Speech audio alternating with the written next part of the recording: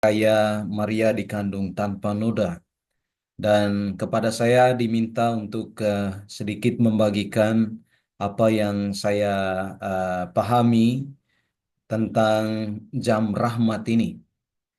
Eh, untuk kita barangkali ini sudah menjadi sebuah istilah yang tidak asing lagi gitu ya. Dan mungkin juga sudah mulai mempraktikannya.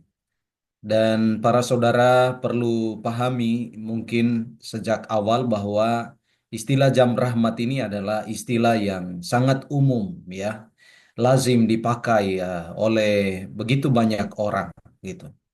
Tapi saya juga memahami apabila ada dari antara kita yang belum terlalu memahami kira-kira jam rahmat yang dimaksudkan dalam tradisi Katolik itu apa gitu. Atau apakah ada perbedaan antara jam rahmat yang pada umumnya kita kenal dengan jam rahmat yang memang dikhususkan pada saat ketika kita menyongsong hari raya atau untuk memperingati Maria dikandung tanpa noda. Ya. Nah, pada saat inilah kita mau melihat itu secara sekilas ya. Nah, kita mau melihat apa itu jam rahmat. Ya, sebenarnya definisi dari jam rahmat itu adalah sebuah dedikasi ya, 60 menit dari kita, dan kita mau mempersembahkan 60 menit itu sebagai waktu yang dipersembahkan khusus buat Tuhan.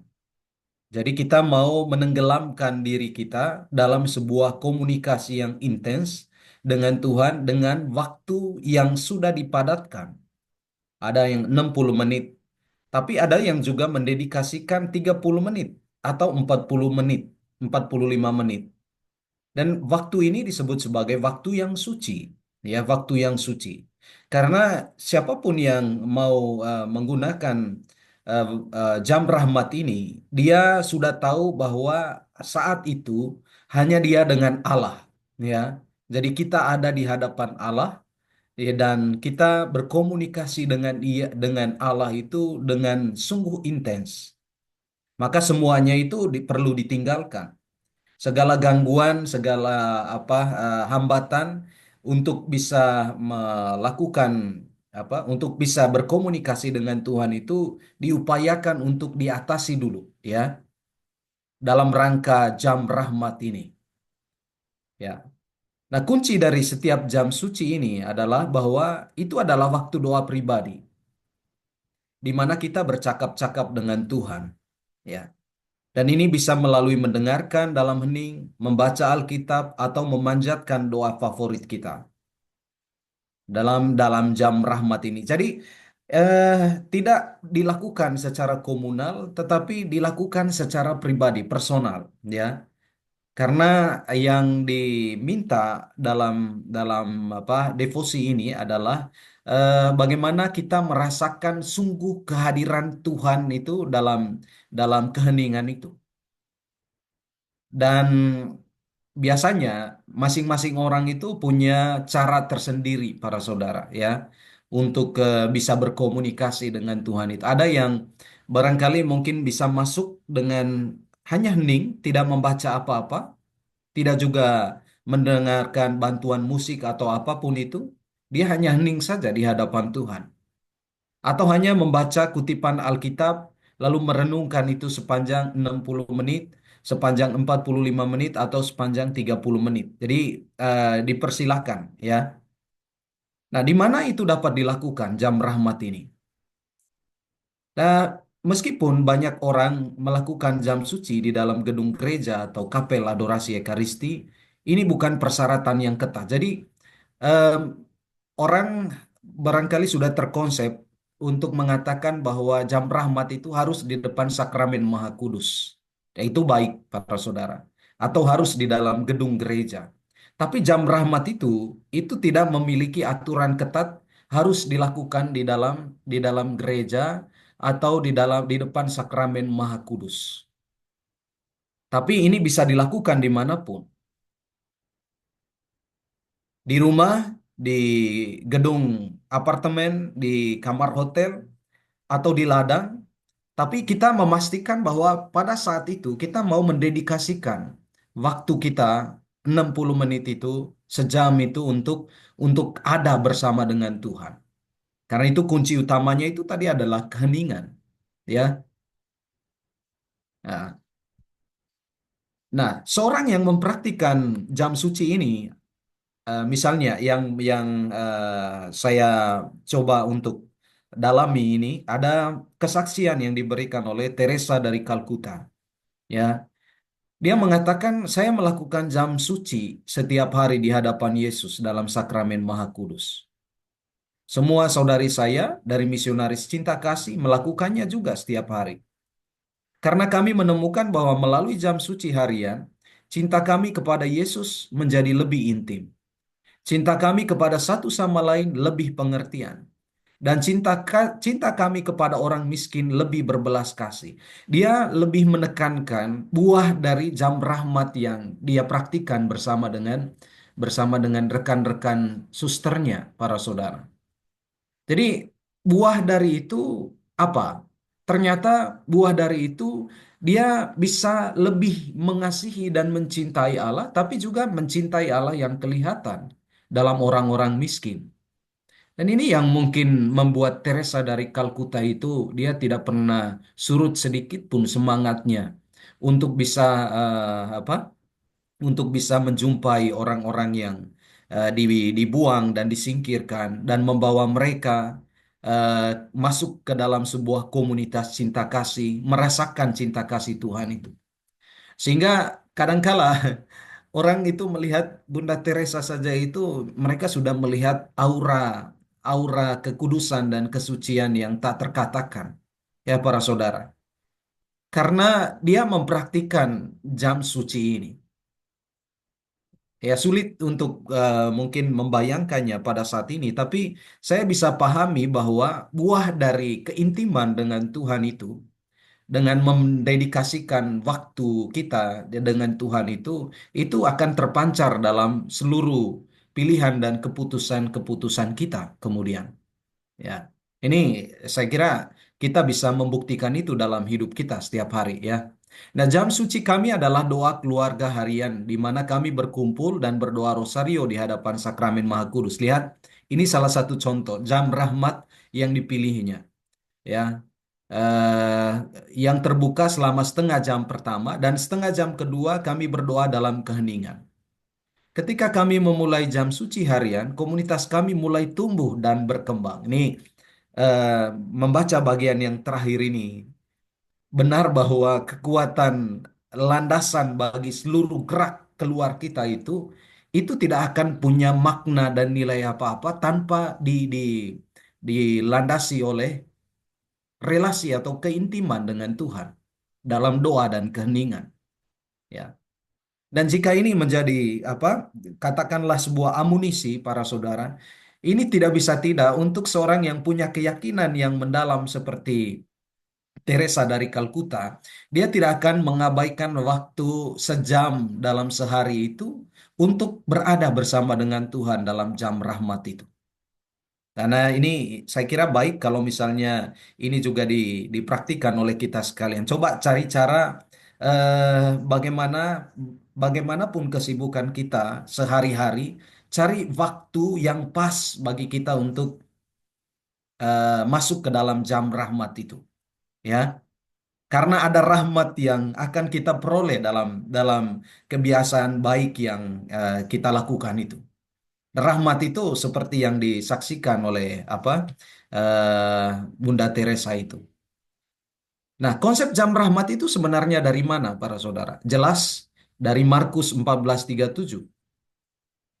Ini Markus 14 ini, para saudara, kisahnya itu tentang Yesus yang berada di Taman Getsemani.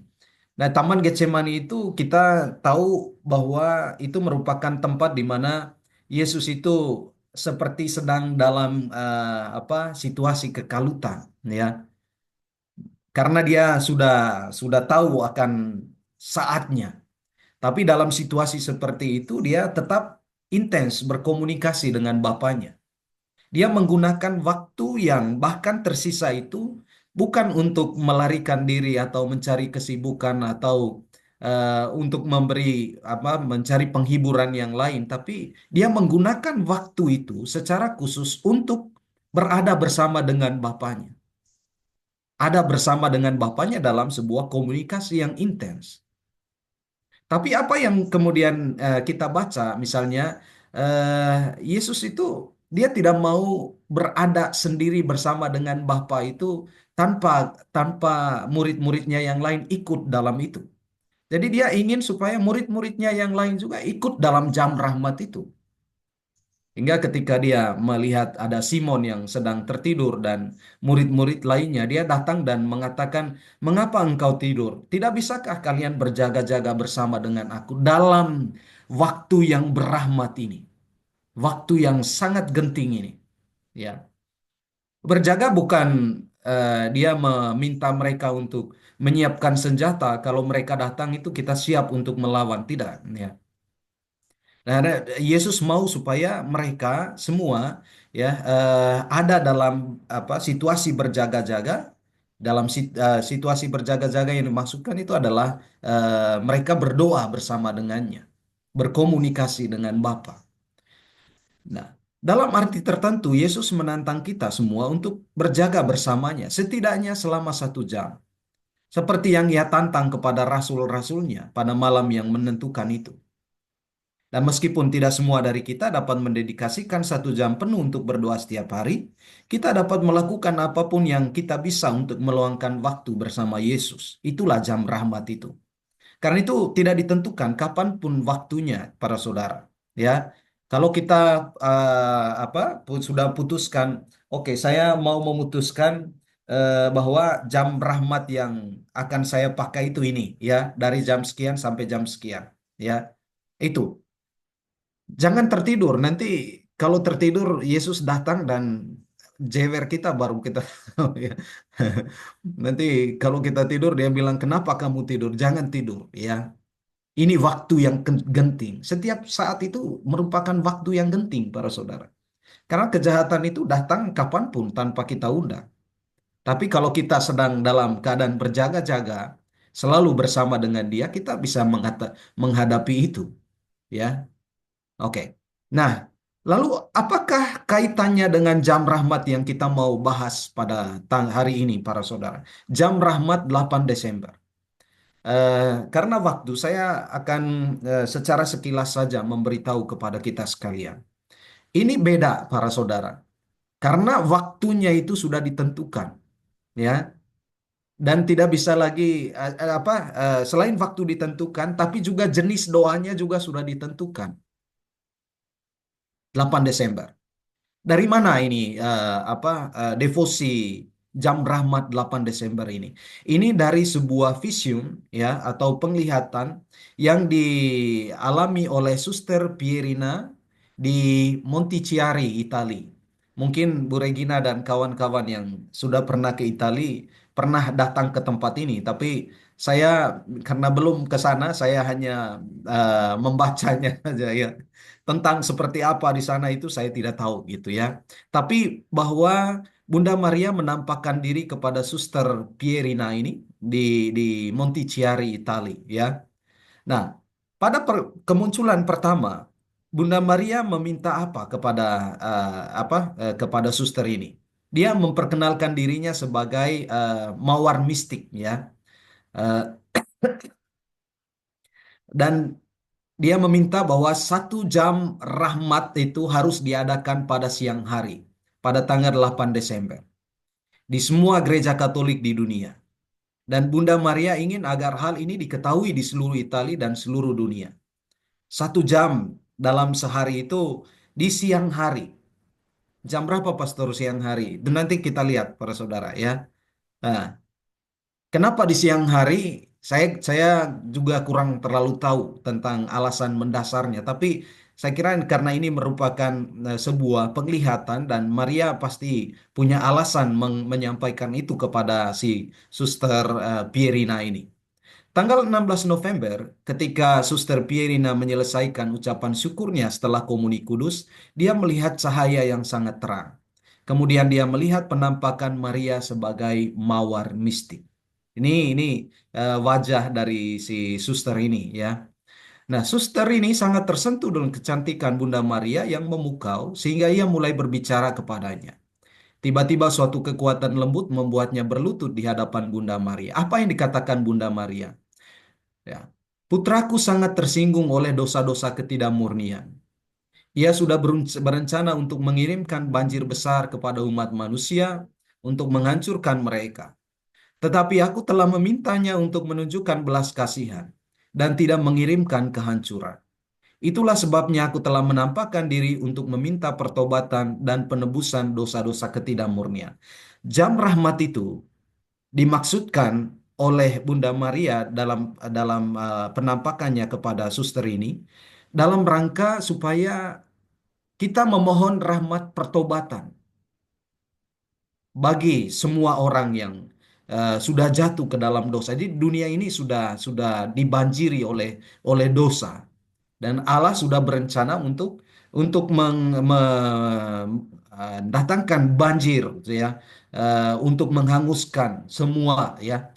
Tapi Maria karena intervensinya dikatakan dalam penampakan ini dia bisa memohon kepada putranya supaya tidak mendatangkan itu asal semua orang itu masuk ke dalam jam rahmat ini supaya bisa mengalami pertobatan ya dan menghendaki adanya pertobatan ya. Nah, pada tanggal 22 November, Suster Pierina ini merasakan dorongan yang kuat untuk pergi ke gereja pada pukul 4. Kepala biara, 4 suster dan sekelompok teman menemaninya. Mereka semua sedang berdoa ketika Bunda Maria menampakkan diri seperti sebelumnya. Jadi ada berapa kali Bunda Maria menampakkan kepada suster ini. Pertama kepada dia secara pribadi, tapi yang berikutnya itu kepada dia dan rekan-rekannya yang lain. Sama seperti yang sebelumnya, bahwa Bunda Maria itu meminta pertobatan. Dia katakan pertobatan tidak lebih dari sekedar menerima semua salib kita setiap hari dengan rela. Tidak peduli seberapa kecil, terimalah dengan cinta. Pada saat itu, pada tanggal 8 Desember pukul 12 siang, ini kemudian menjadi apa landasan kenapa itu dilakukan mulai pukul 12 siang sampai pukul 13 para saudara. Ini akan menjadi jam rahmatku, kata Bunda Maria. Suster ini bertanya bagaimana ia harus mempersiapkan diri untuk jam rahmat ini. Bunda Maria menjawab dengan doa dan pertobatan. Apa yang didoakan? Doakan Mazmur 51. Para saudara punya Alkitab di rumah, silakan buka nanti Mazmur 51. Jadi pada tanggal 8 besok itu, silakan ya ambil waktu secara pribadi, doakan Mazmur 51 secara perlahan. Gunakan waktu sejam itu untuk mendoakan Mazmur 51. Ya, doakan Mazmur 51 dengan tangan terentang 3 kali. Selama jam rahmat, banyak rahmat rohani akan diberikan. Para pendosa yang paling keras hati akan tersentuh oleh rahmat Tuhan. Dan Bunda Maria berjanji bahwa apapun yang diminta seseorang selama jam rahmat ini, bahkan dalam kasus yang mustahil akan diberikan kepada mereka jika itu sesuai dengan kehendak Bapa yang kekal. Jadi kita punya intensi apa dalam jam rahmat itu nanti. Silakan para saudara. Karena tidak ada yang mustahil ya. Kalau ini apa kita sungguh-sungguh memintanya, tidak ada yang mustahil kata Maria. Dia memberikan keyakinan itu kepada kita semua. Pada tanggal 8 Desember, orang mulai berdatangan ke gereja kecil tersebut pada pukul 8 pagi. Menjelang siang, sekitar 10.000 orang telah berkumpul untuk melihat Bunda Maria. Dengan suara paling lembut dan penuh kasih, Bunda Maria tersenyum dan mulai berbicara kepada Suster Pierina. Akulah yang dikandung tanpa noda, Bunda dari putraku terkasih Yesus. Aku ingin dikenal sebagai mawar mistik. Dan harapanku adalah agar setiap tahun pada tanggal 8 Desember pada siang hari akan ditetapkan sebagai jam rahmat.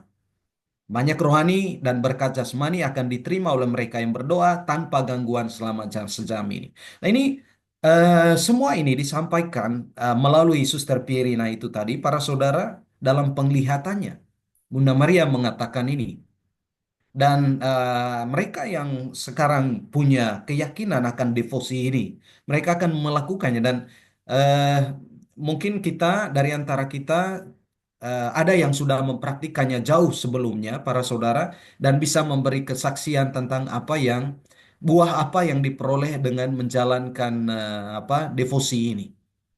Tapi kalau misalnya besok pada tanggal 8 Desember kita mau sungguh-sungguh menggunakan waktu khusus ini, silakan. Dan kita pasti akan bisa melihat itu, para saudara, buahnya nanti. Ya. Apa yang diminta Maria selama sejam dalam rahmat ini? Ya, jadi ini harus dilakukan pukul 12 siang hingga pukul 1 siang, 1 jam penuh doa.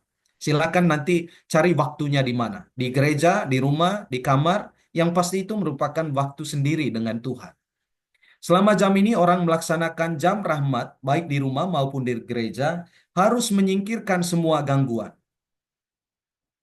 Lalu apa gangguannya? Kalau kita punya piaraan bernama si guguk itu, kita selama mungkin apa kemana-mana selalu di mana-mana selalu dengan dia. Pada jam itu biarkan guguknya keluar kamar dulu dan kita sendiri di kamar. Ya, matikan telepon seluler. Jangan buka pintu, jangan memasak atau mencuci pakaian. Loh pastor gimana nanti? Nggak makan siang dong itu. Siapkan sebelumnya ya. Siapkan sebelumnya ya. Jangan sampai nanti wah ini anak-anak pulang sekolah nggak ada makanan di rumah itu. Tapi siapkan sebelumnya setelah kita pastikan bahwa semua beres persiapan kita untuk mereka yang mau makan siang ya. Ya, kita masuk ke dalam kamar, kunci kamar, beritahu dulu sebelumnya, jangan ganggu saya selama waktu ini ya, karena apa mama atau bapak sedang sedang berdoa gitu ya. Sampaikan itu. Matikan telepon seluler ya. Ingat nih dengan baik ya. Ya, nggak usah tergoda untuk melihat ada WA dari siapa pada jam itu, karena itu akan menjadi gangguan yang sangat menantang para saudara ya. Jangan buka pintu. Ya, jangan memasak atau mencuci pakaian. Benar-benar jauhkan dari kebisingan dan gangguan dunia selama 1 jam. Jika kita sedang bekerja, manfaatkan waktu makan siang kita. Kalau kita bekerja di kantoran, para saudara, manfaatkan. Ya, bila perlu makan secepatnya, gunakan waktu itu yang ada itu untuk sendiri. Oh, pastor, tapi di kantor. Iya, tapi carilah tempat yang apa di mana kita bisa pastikan orang tidak akan mengganggu kita. Ya, asal jangan di toilet saja ya. Jika kita sedang bekerja, manfaatkan waktu makan siang dan cari tempatnya untuk oke, ini tadi ya. Awali jam rahmat dengan berdoa 3 kali Mazmur 51. Ini dikatakan dalam ini para saudara. Jadi saya tidak mengada-ngada ini ya. Dikatakan dalam penampakan Bunda Maria itu. 3 kali Mazmur 51. Doakan dan daraskan itu secara perlahan. Ya, dalam kesempatan 1 jam itu. Sisa dari jam rahmat ini dapat dihabiskan dalam komunikasi hening dengan Tuhan. Dengan apa? Menyembah sakramen Maha Kudus, merenungkan sengsara Yesus, berdoa Rosario Kudus, memuji Tuhan dengan cara kita, dengan doa-doa favorit kita, menyanyikan kidung-kidung, dan lain-lain. Ya, nah, bisa juga dengan doa-doa devosi darah mulia. Jadi ini sangat cocok untuk ya, jam ini. Saya sendiri secara pribadi juga belum belum tahu para saudara devosi darah mulia ini seperti apa. Terima kasih Bu Regina memberi kesempatan ke saya juga untuk mendalami jam rahmat ini. Akhirnya saya tahu juga tentang ini ya. Oke. Tetapi apapun yang kita lakukan, lakukanlah dari lubuk hati kita. Sangat penting bagi kita untuk mengikuti petunjuk Bunda Maria ini persis seperti yang diberikannya. Untuk melatih kedisiplinan dan ketaatan. Katakanlah itu sebagai sebuah perintah dan perintah itu tidak bisa di ditolak lagi atau tidak bisa diabaikan karena ini perintah ya.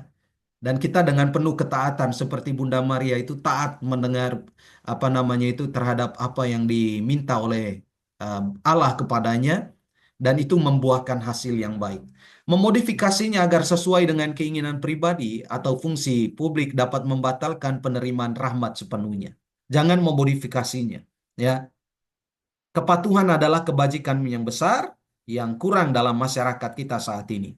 Tempat yang paling kuat untuk mengamati jam ini adalah di depan sakramen Maha Kudus yang dipajang dalam adorasi. Tetapi kita dapat berdoa pada jam ini juga dalam keheningan kamar kita. Fokusnya adalah untuk menyendiri dengan Tuhan. Para saudara, selamat ya untuk mengikuti atau eh, mempraktikkan jam rahmat ini pada tanggal 8 Desember besok ya. Semoga saya berharap semoga ini juga bisa membuahkan hasil yang baik, rahmat-rahmat yang kita perlukan dalam hidup. Tuhan akan berikan sesuai dengan janji yang diberikan oleh Bunda Maria kepada siapapun yang mempraktikkan devosi ini. Terima kasih.